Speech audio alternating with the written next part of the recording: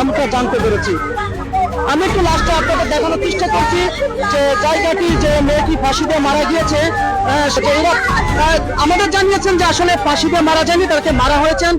এখানে যারা হাজারি কান্নাকাটি করছে, কেউ মামি আছে, কেউ খালা আছে, বা তার মা পাগলের মতো নিয়ে গেছে, এমনটা আমরা দেখতে পেয়েছি। তার সাথে কথা বলার চেষ্টা করেছি, তিনি আমাদের সাথে কথা বলতে গেলে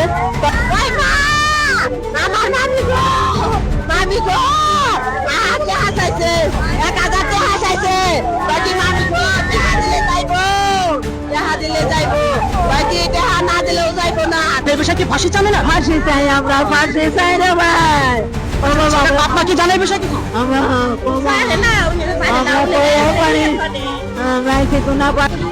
আজকে আবার ফোন দিছে মাগো, আমার না 1000 টাকা দাও, তোমাকে জামাই 1000 টাকা দিলে আমি করতে যাইবো মা। আমি কই মাগো, আমি কাম করে আমি টাকা কোন পাবো, কাম করে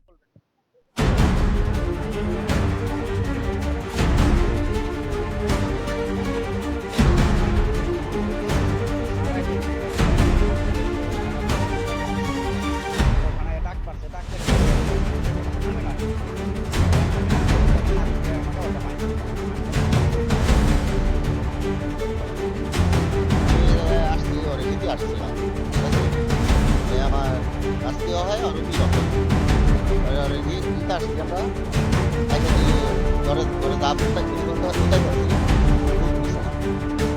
পরে ওর আছি এমন যে আসলে না জানি পারছে যে দাব খাই আমি ওটা করতে দাব খাই মরে যাবো সেই কথা ওরা আমি রাখছি দরজা ভাই না দেখি ঘর থেকে আমি হাত খুলে মানে এরা ওনা দেয় ওনারা টান